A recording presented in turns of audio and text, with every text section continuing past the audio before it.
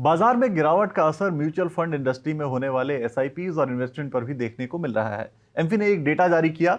Data बताया फरवरी का, और फरवरी का जो आंकड़ा है वो बड़ा चौंकाने वाला है। जो आंकड़े हैं उसमें दिखा है कि म्यूचुअल फंड इंडस्ट्री में जो नेट इनफ्लो हुआ है उसमें काफी गिरावट देखने को मिली है। जो करीब करीब 1.88 लाख करोड़ का था जनवरी में, वो घटकर 41,000 करोड़ के आसपास आ गया है। अगर आप उसमें नेट एयूएम देखेंगे म्यूचुअल फंड इंडस्ट्री का, तो वो भी करीब 67 लाख करोड़ से घट के 64.5 लाख करोड़ के आसपास आ गया है। यानी गिरावट यहां भी देखने को मिली है। आप तमाम कैटेगरीज देखें, लार्ज कैप हो, मिड कैप हो, स्मॉल कैप हो या फिर फ्लेक्सी कैप हो, सबके इनफ्लोज में गिरावट आई है। ऐसा नहीं है कि इन्वेस्टमेंट बंद हुए हैं, लेकिन गिरावट थोड़ी थोड़ी हर कैटेगरी में देखने को मिली है, और डेट कैटेगरी में एक बड़ा आउटफ्लो देखने को मिला है। अब आखिर ये इनफ्लो में गिरावट क्यों है? क्या एसआईपी में ट्रेंड कुछ बदल रहा है? मार्केट की गिरावट का कितना इंपैक्ट म्यूचुअल फंड की इंडस्ट्री पर पड़ा है? ये सारी चीजें समझने के लिए हमने आज एक स्पेशल मेहमान को इनवाइट किया है। हमारे साथ हैं सुरंजना बोरठाकुर, जो head of distribution and strategic alliances हैं मेरे एसेट इन्वेस्टमेंट मैनेजर्स के। सुरंजना, बहुत स्वागत है आपका एनडीटीवी प्रॉफिट हिंदी पर, और बहुत शुक्रिया जो आपने आज समय दिया है। एक जो डेटा आया है एमफी का, ये फरवरी का, इसके अंदर क्या ट्रेंड आप देख रहे हैं? क्योंकि हर तरफ हम देख रहे हैं कि थोड़ी थोड़ी गिरावट देखने को मिली है। नेट एयूएम कम हुआ है, फ्लो इनफ्लोज कम हुए हैं, लार्ज कैप हो, मिड कैप हो, स्मॉल कैप हो, हर तरफ गिरावट देखने को मिली है इनफ्लो में। क्या ट्रेंड देख रही हैं आप? इसको कैसे आप पढ़ती हैं इसे? Good evening. शुक्रिया आपने बुलाया आपके शो पे। आई थिंक ये गिरावट जो हो रही है, जैसे कि आपने बोला, हमें टोटल फ्लोज में भी एक गिरावट देखने को आया है। लेकिन अगर आप ये जो 40,000 करोड़ तक का आया है, वो एक्चुअली सबसे बड़ा इम्पैक्ट जो है वो डेट फंड्स के आउटफ्लोज की वजह से हुआ है। वो डेट फंड्स का जो नॉर्मल इनफ्लो होता है, इस मंथ में थोड़ा आउटफ्लो देखने को मिला है। सो दिस इज समथिंग, एक ट्रेंड होता है फाइनेंशियल ईयर के एंड की तरफ, थोड़ा सा आउटफ्लो होता है, जो कि अगले महीने भी शायद कंटिन्यू रहेगा। अगर आप बाकी कैटेगरीज का देखेंगे, इक्विटी में ब्रॉडली अगर आप देखोगे तो हर कैटेगरी में ही इनफ्लो कम हुआ है। सो 39,000 लास्ट मंथ था, इस महीने में 29,000 करोड़ का इनफ्लो बन गया है। वो 29,000 करोड़ में अगर आप देखोगे तो इट इज एक्चुअली जो बड़े कैटेगरी, जो सबसे ज्यादा significant category, large cap, flexi cap जैसे कैटेगरीज है, उसमें बहुत ज्यादा गिरावट नहीं हुई है। बट सबसे बड़ा इम्पैक्ट आपका ये जो small cap, mid cap, sectoral sectoral में अगर आप देखोगे तो 2 महीने पहले 15,000 करोड़ का नेट इनफ्लोज हो रहा था। अभी वो गिर के इस महीने 5,700 हो गया है, जबकि 7 एनएफओ चल रहे थे सेक्टोरल कैटेगरी में। जिन जो 7 एनएफओ में सिर्फ 2,000 करोड़ कलेक्ट हुआ है। एक्चुअली ये समझ में आता है कि शायद थोड़ी जो हाई रिस्क कैटेगरीज है, जहां पे मार्केट करेक्शन के साथ फंड्स की भी थोड़ी ज्यादा गिरावट हुई है, वहां पे थोड़ी सी फ्लोज स्लो हुए हैं। बट जो ब्रॉडर कैटेगरीज है, लार्ज कैप या फ्लेक्सी कैप में, उसमें बहुत ज्यादा डिफरेंस नहीं देखा गया है। अगर आप देखोगे कि हाइब्रिड कैटेगरी में भी मोस्ट ऑफ द सबसे सारे अगर आप कैटेगरीज के बीच में देखोगे, सिर्फ मल्टी एसेट एक ऐसा कैटेगरी है जहां पे इनफ्लोज बढ़े हैं। बाकी सारे कैटेगरीज में गिरावट आई है। इनफैक्ट इक्विटी साइड में अगर आप देखोगे, टोटल एनएफओज जो है वो अभी जितने आ रहे थे पहले, उससे थोड़ा ज्यादा ही आ रहे। 29 एनएफओज थे पिछले महीने, लेकिन जो कलेक्शन हुए हैं उस एनएफओ के थ्रू, वो थोड़ा सा कम हुआ है। 4,000 करोड़ का ही कलेक्शन हुआ है 29 एनएफओज में। सो उससे पता चलता है कि शायद थोड़ी अग्रेसिव जो कैटेगरीज है, या एग्रेसिव जहां पे थोड़ी रिस्क एपेटाइट हाई होनी पड़ती है, वहां पे इन्वेस्टर थोड़े से स्लो जा रहे हैं, which is not a bad thing. अगर आप डेट जैसे कि हमने बात किया, अगर आउटफ्लोज हो रहा है, 1 साल से नीचे के जो कैटेगरीज है उसमें ज्यादा आउटफ्लोज देखे जा रहे हैं। गोल्ड ईटीएफ जैसा कैटेगरी, जो कि यूजुअली थोड़ा सेफर एसेट माना जाता है, ऐसे वॉलेटाइल मार्केट्स में स्पेशली सेफर माना जाता है, उसमें भी अगर आप देखोगे तो जो इनफ्लोज है वो काफी बरकरार है। पिछले महीने भी अच्छा था, इस महीने भी अच्छा है। It is to do with the volatility of the market. SIP inflows जो है, एसआईपी अगर आप देखोगे थोड़ी सी गिरावट हुई है नंबर में। 26,000 क्रॉस हुआ था, अभी 25,000 के ऊपर ही है, लेकिन थोड़ी सी 400 करोड़ का रिडक्शन हुआ है। ये एक्चुअली इसलिए भी है क्योंकि फरवरी एक छोटा महीना था, तो उसकी वजह से थोड़े एसआईपी स्पिल ओवर होते हैं अगले महीने में, उसकी वजह से भी थोड़ी सी इम्पैक्ट आई है। बट नेट नेट अगर आप देखोगे, इतना ड्रामेटिक करेक्शन हमें या ड्रामेटिक इन्फ्लोज में चेंज नहीं दिख रहा है इन द ब्रॉडर कैटेगरीज। थोड़े और ज्यादा क्यूरेटेड कैटेगरीज या थोड़ा हाई रिस्क कैटेगरीज में ज्यादा इन्फ्लोज का इम्पैक्ट हुआ है। बिल्कुल। आपसे ये पहला सवाल पूछने के पहले ऐसा लग रहा था कि गिरावट काफ़ी ज़्यादा है, लेकिन जब आपने एक्सप्लेन किया तो ऐसा लग रहा है कि नहीं, इतनी भी बुरी हालत नहीं है, और जो सेफर कैटेगरीज है वहाँ इतनी बड़ी गिरावट नहीं है। मिड कैप और स्मॉल कैप और यहाँ जो सेक्टोरल फंड है वहाँ पे ज़्यादा गिरावट है। सेक्टोरल को लेकर आपने बड़ा इंटरेस्टिंग बताया कि 9 एनएफओ चल रहे हैं, उसके बाद भी सिर्फ 2000 करोड़ का कलेक्शन वहाँ से आया है और टोटल इनफ्लो में गिरावट आई है वहाँ पर। 7 एनएफओस थे 7 एनएफओ। उसमें।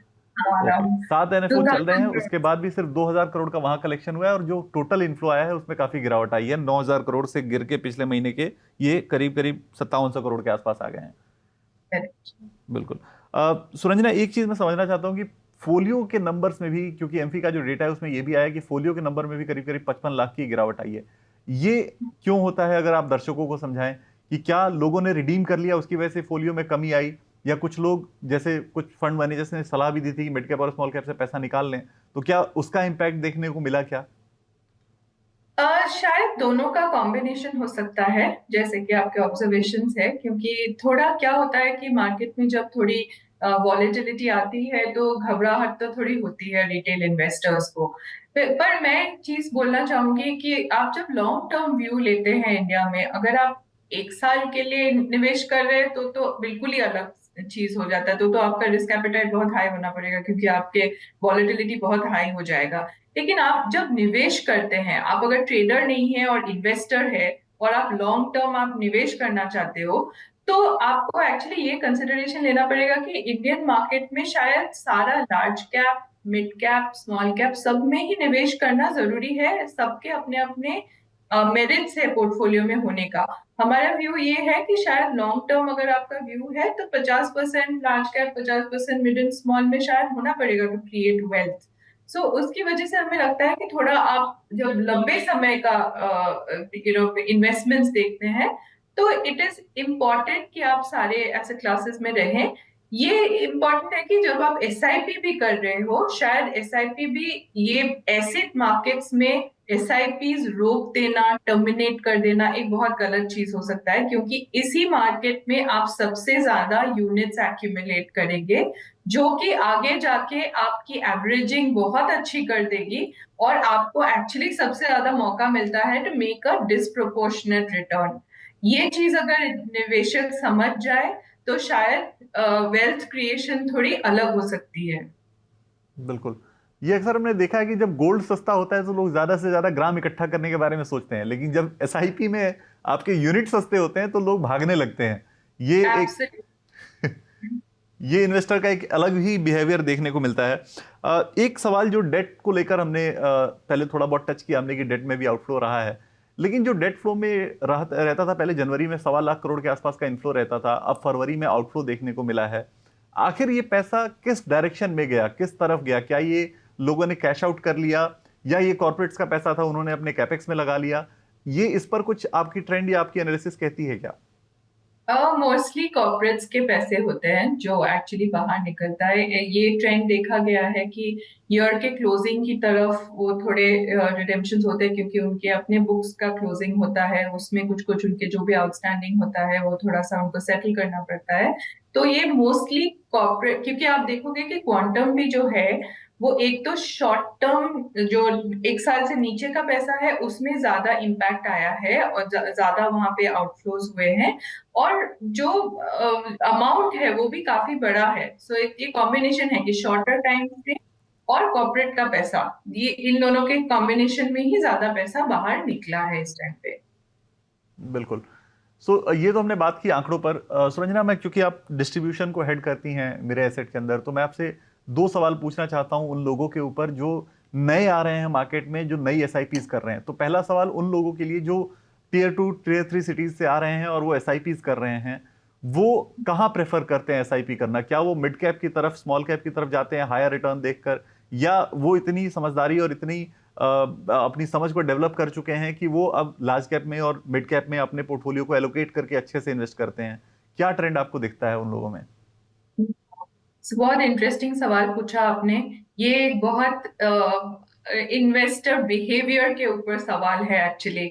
और ये हम जितना भी मार्केट्स मैच्योर हो रही है अभी भी हमें दिखता है कि बहुत लोग एक तो एक एनएफओ ट्रेंड को फॉलो करके एनएफओ की तरफ ज्यादा एलोकेट करना चाहते हैं विद माइंडसेट कि 10 रुपए का एनएवी मिल रहा है, जो कि आज वो जो डिफरेंशिएशन है वो थोड़ा सा शायद समझना जरूरी है कि 10 रुपए डजंट मीन चीपर।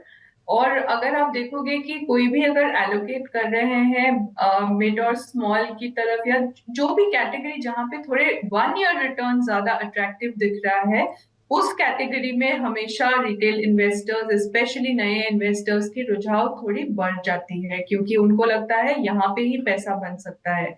हम हमेशा ये एजुकेट करने की कोशिश करते हैं कि शायद आप थोड़ा टाइम फ्रेम अगर लॉन्गर रखें, अगर आपने 3 साल 5 साल का रिटर्न देखा तो वो थोड़ा सा और जस्टिफाइड हो सकता है।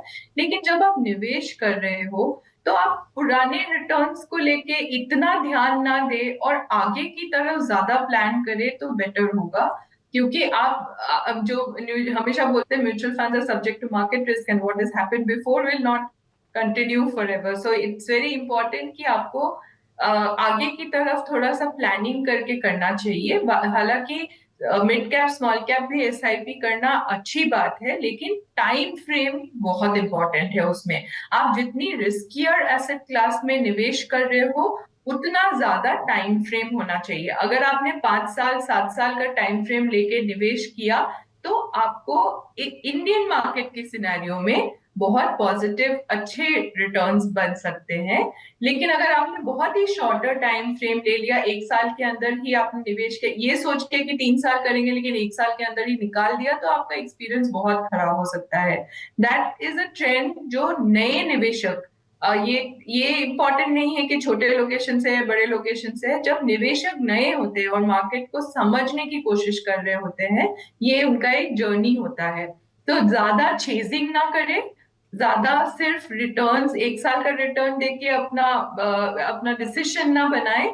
डिसीजन ये देख के बनाए कि आपको निवेश करके रहना है लंबे समय तक, नहीं तो आप ट्रेडर होते। अगर आप निवेशक हो तो ये डिफरेंशिएशन आपको करना जरूरी है अपने पोर्टफोलियो। बिल्कुल, निवेशक और ट्रेडर का ये डिफरेंशिएशन आपको करना बड़ा ज़रूरी है अगर आप अपने पोर्टफोलियो में अच्छी वेल्थ क्रिएशन चाहते हैं को। एक आखिरी सवाल सुरंजना आपसे, उन लोगों के ऊपर जो यंगर एज के हैं, अब ऐसा अब तक तमाम एक्सपर्ट्स या तमाम लोग कहते हैं मार्केट से जुड़े कि जो नए लोग हैं जो 30 साल तक की उम्र के लोग हैं वो एफएनओ और इक्विटी में इंट्राडे करने की तरफ ज़्यादा अट्रैक्ट होते हैं।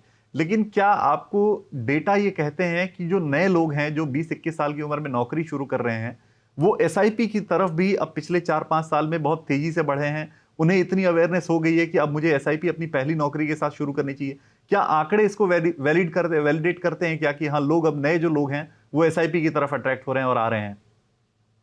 जी बिल्कुल। आई थिंक नए निवेशक जो है हालांकि उनकी ऑब्वियसली आपने जैसे मेंशन किया शायद ट्रेडिंग की तरफ भी बहुत रुझाव बढ़ी है। ब्रोकिंग अकाउंट्स बहुत बड़े हैं, बहुत नंबर ऑफ ब्रोकिंग अकाउंट्स बहुत बढ़े हैं इंडिया में।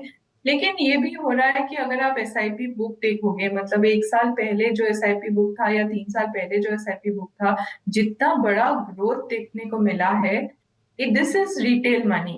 एसआईपी बुक इनफैक्ट जो ग्लोबली भी अगर आप देखोगे तो बड़े बड़े जो कंपनीज होते जो हमें ट्रैक करते हैं इंडिया को, शायद एक ये रिटेल एसआईपी का पैसा वो ट्रैक करते हैं ये देखने के लिए कि इंडियन निवेशक जो रिटेल निवेशक है उनका कितना स्ट्रक्चरली चेंज हो रहा है इंडिया की तरफ व्यू। तो वो बहुत इंपॉर्टेंट है। लेकिन नए निवेशकों का अगर आप देखोगे, अगर डेटा भी देखोगे, तो काफी सारे नए निवेशकों ने और यंगर निवेशकों ने एक्चुअली रुझाव बढ़ाई है अपनी towards SIP investing. I think SIP एक कल्चरल या शिफ्ट हो गया है हमारे सोसाइटी में from a investment point of view. बड़े लोग बोलते हैं कि एसआईपी उन्होंने शुरू किया और ये भी नहीं जान के कि वो म्यूचुअल फंड है। मेरा ये भी एक्सपीरियंस लगा है कि लोग बोलते हैं कि म्यूचुअल फंड में इन्वेस्ट नहीं किया लेकिन एसआईपी में निवेश जरूर किया है. So that is something, the awareness has gone up a lot for SIP, which is a great thing. So ये आई थिंक जो हमारा बहुत पहले के जनरेशन से आरडी का जो कॉन्सेप्ट शुरू हुआ था, आज के दिन में वो शायद एसआईपी की तरफ बदल गया है. एंड लोगों को समझ में आया है कि ओवर अ लॉन्गर पीरियड अगर आप कमिटेड रहोगे अपने एसआईपी की तरफ तो आप अच्छा पैसा बना सकते हो. बस ऐसे वॉलेटाइल टाइम्स पे अपने थोड़ी सी पेशेंस बनाए रखे तो बहुत फर्क पड़ सकता है आपके पोर्टफोलियो में. बिल्कुल. तो वोलेटाइल समय पर जब एसआईपी आपको कंटिन्यू करनी चाहिए, उस वक्त अपनी एसआईपी ना रोकें. ये सलाह है. अच्छी जगहों पर इन्वेस्ट करें, एडवाइस लें अपने फाइनेंशियल एडवाइजर से, उसके हिसाब से इन्वेस्ट करें, रिस्क को कम रखें. ये तमाम सलाह है जो सिर्फ सुरंजना ही नहीं, तमाम मार्केट एक्सपर्ट्स आप तक लेकर आ रहे हैं, आप तक पहुंचा रहे हैं. बहुत शुक्रिया सुरंजना, आज आपने समय दिया और बहुत अच्छे से आपने ट्रेंड को एनालाइज करके बताया कि क्या चल रहा है इस वक्त एसआईपी में और म्यूचुअल फंड की इंडस्ट्री में.